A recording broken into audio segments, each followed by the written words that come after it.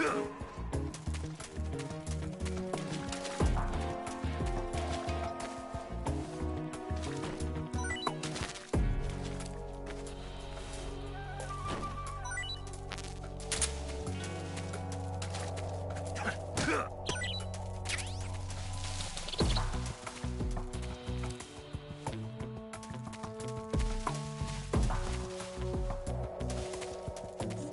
where are you? Where'd you go?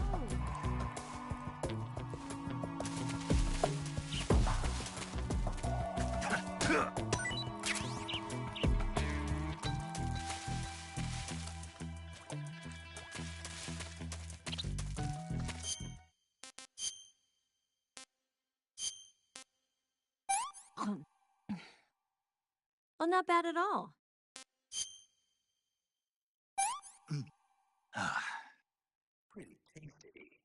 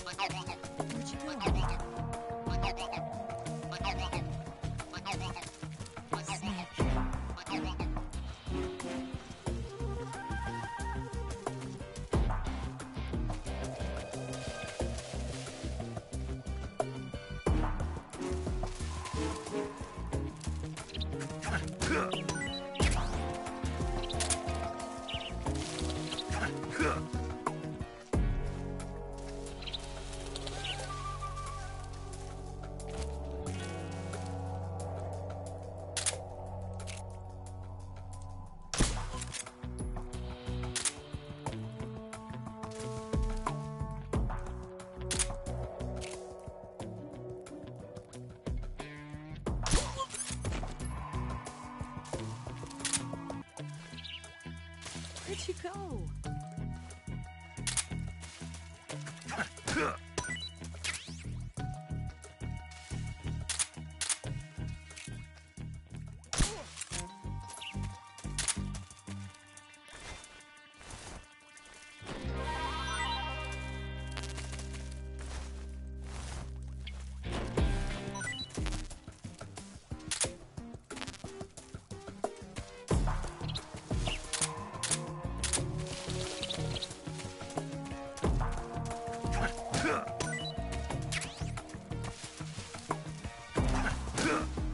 Where'd you go?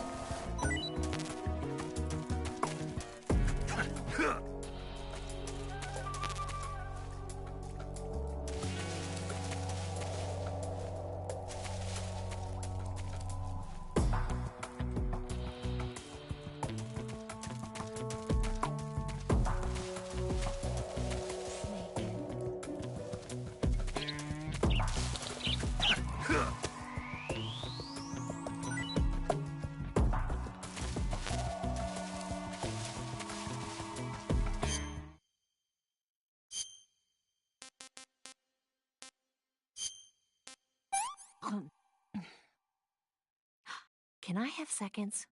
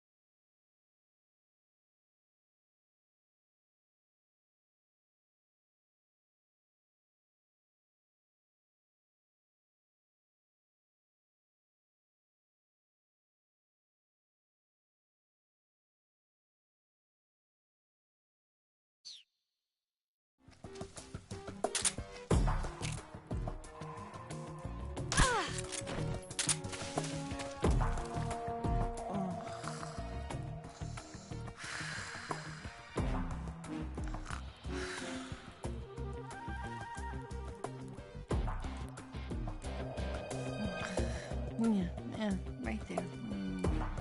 The snake. It feels so good.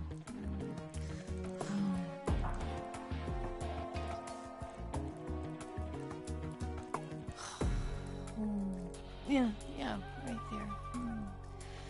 Oh, boss, that feels so good.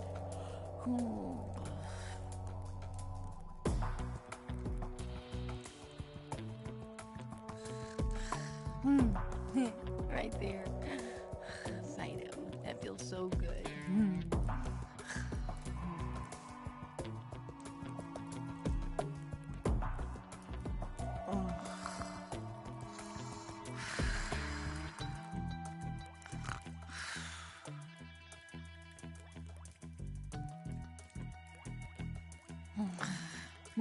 Yeah, right there.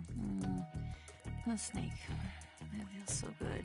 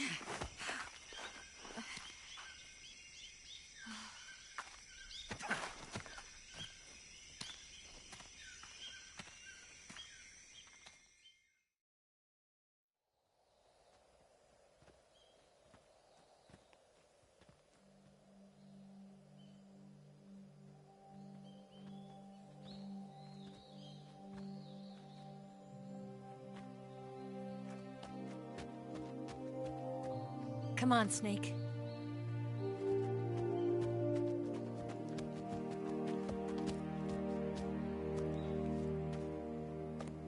We made it. We made it. Over there.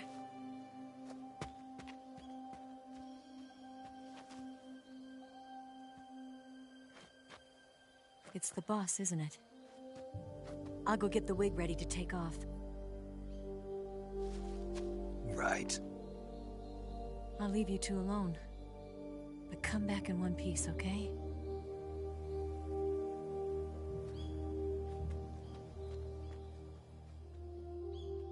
Promise me!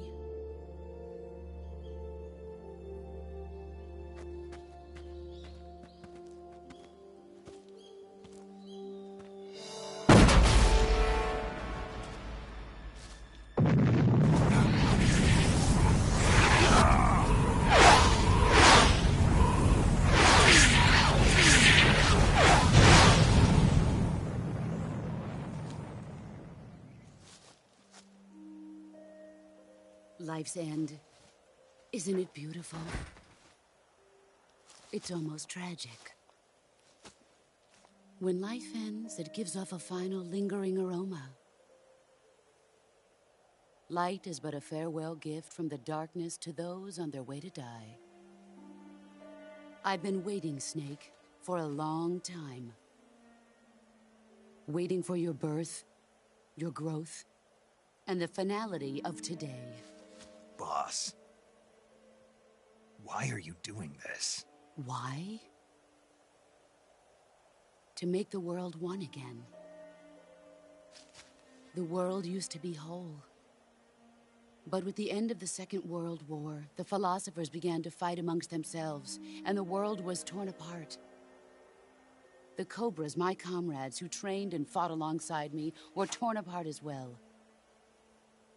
The foibles of politics and the march of time can turn friends into enemies just as easily as the wind changes. Ridiculous, isn't it? Yesterday's ally becomes today's opposition. And this Cold War? Think back. When I was leading the Cobras, America and Russia were fighting together. Now, consider whether America and Russia will still be enemies in the 21st century. Somehow I doubt it. Enemies change along with the times, the flow of the ages, and we soldiers are forced to play along. I didn't raise you and shape you into the man you are today just so we could face each other in battle. A soldier's skills aren't meant to be used to hurt friends. So then what is an enemy? Is there such a thing as an absolute timeless enemy? There is no such thing, and never has been. And the reason is that our enemies are human beings like us. They can only be our enemies in relative terms. The world must be made whole again. The philosophers must be reunited. I will devote my skills to that purpose. And with the Colonel's money, I will achieve that end. Just as I once created the Cobras. They are my family. I may no longer be able to bear children, but I still have a family. It was November 1st, 1951. I was in the Nevada desert participating in atomic testing. The name Nevada is derived from Spanish, covered in snow, white as snow. And snow is exactly what I saw in that Nevada desert. It froze my blood white. Snake, you were an atomic test subject, weren't you? On Bikini Atoll. That's part of the reason I was drawn to you. You and I are alike. We're both slowly being eaten away by the karma of others. We'll never have the chance to die peacefully of old age. We have no tomorrow. But we can still have hope for the future. In 1960, I saw a vision of the ideal future from space. 3 years earlier, the Soviet Union had succeeded in launching Sputnik, the first man-made satellite in history, into orbit. This came as a huge shock to the United States. In response, America threw everything it had into its own manned spaceflight project, the Mercury program. Even as the Soviets seemed poised to send their first man into space, America was still experimenting with chimpanzees and rockets. The government wanted human data. So they secretly decided to send a human being into space.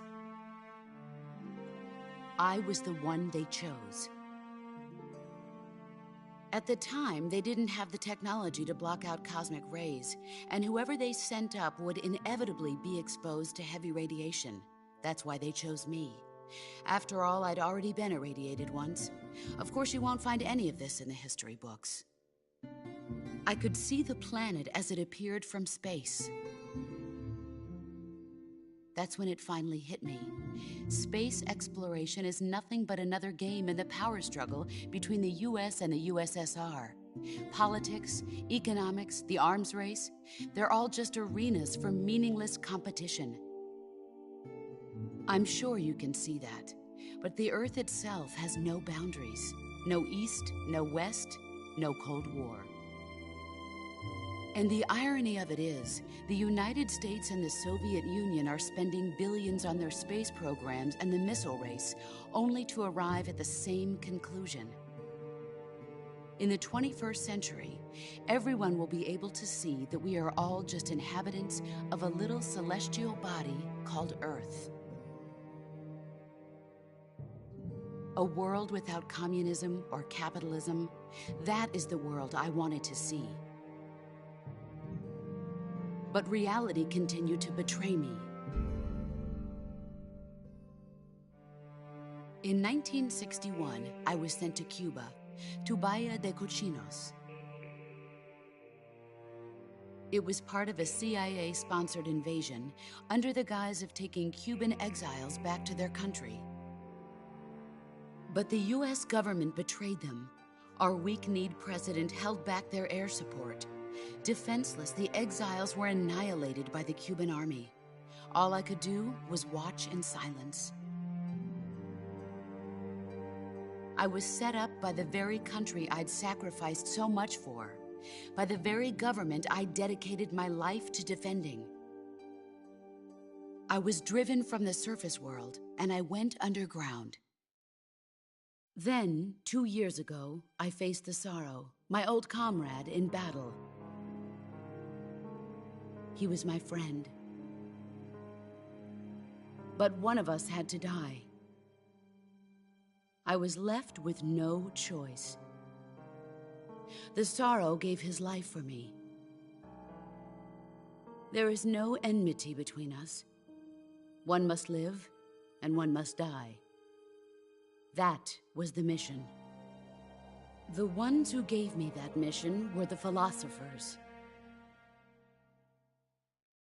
Early in the 20th century, the true holders of power in the United States, the Republic of China, and the newly formed Soviet Union gathered together in a secret meeting that would later be known as the Wiseman's Committee. The secret pact they formed there marked the beginning of the philosophers. But the last of the original members died in the 1930s. After that, the organization began to run out of control, and the Wiseman's Committee degenerated into a mere shell of its former self. The philosophers of today have no sense of good or evil. Their influence extends to countries and organizations involved in every aspect of every war. They have become war itself. That's how they operate. The sacrifices of war cause a shift in the times. This shift leads to renewed conflict, and in turn triggers the next war. Like a nuclear chain reaction, each conflict sparks countless others, forming an endless spiral that will continue on for eternity. Do you understand what I'm saying, Snake?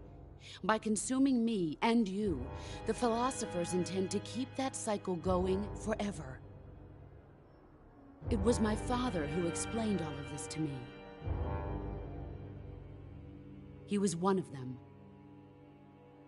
You see, I am the last remaining child of the philosophers. But after he revealed the truth, my father was killed by that same shapeless, formless organization. And my father isn't the only thing the philosophers have taken from me. In June of 1944, the Cobras and I took part in the landing at Normandy. We'd been given a top-secret mission to locate and destroy enemy V-2 rocket installations. I was pregnant at the time. The Sorrow was the father. I gave birth on the field of battle. A beautiful baby boy. But my child was snatched away from me by the philosophers.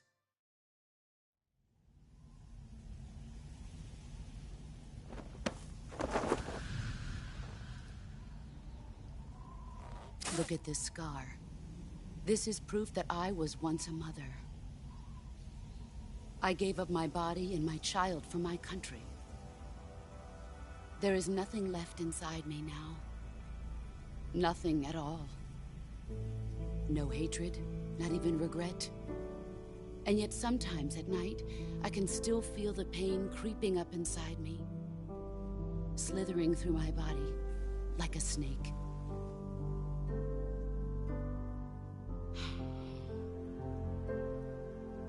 I've never talked this much about myself before. Thanks. Thanks for listening to me.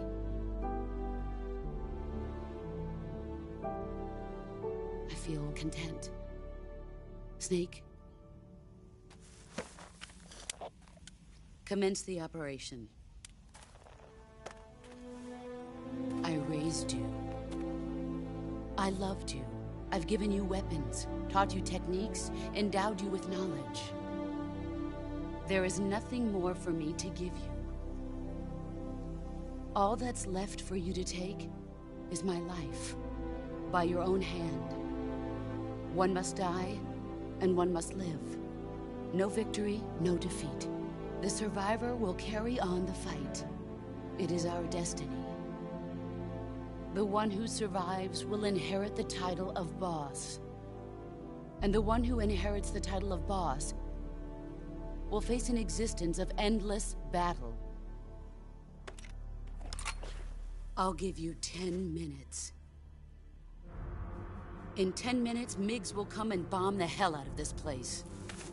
If you can beat me in less than 10 minutes, you'll be able to escape in time. Let's make this the greatest 10 minutes of our lives, Jack. Boss. You're a soldier. Finish your mission. Prove your loyalty. Face me. Let's see what you're made of.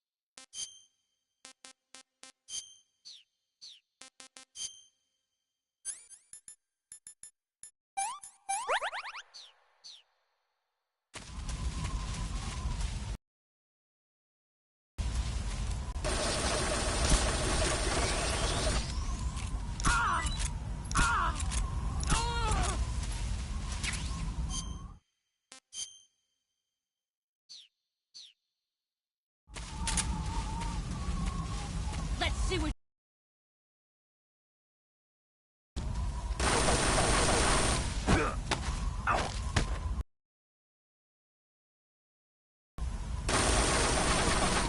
run quick.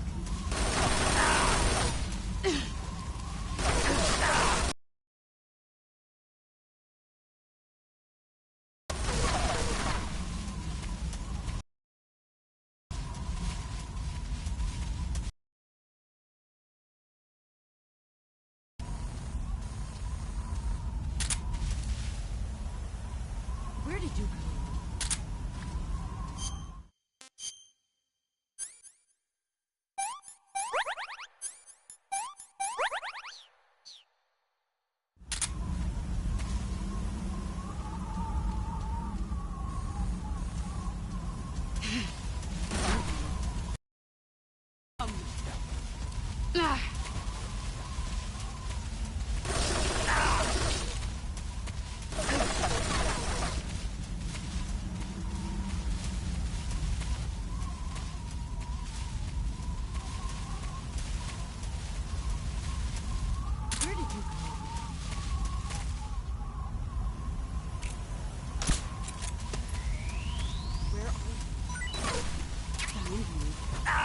Get ready!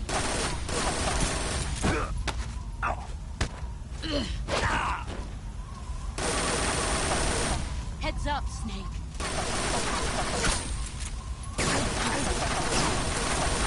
Time to play.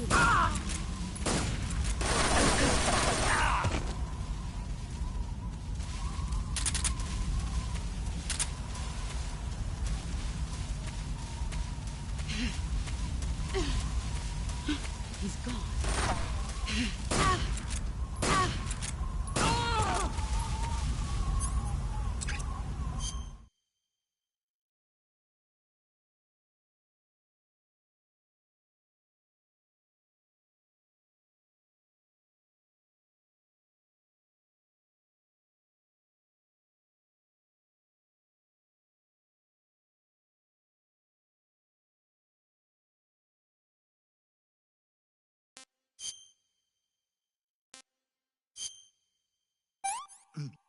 Ah, what can I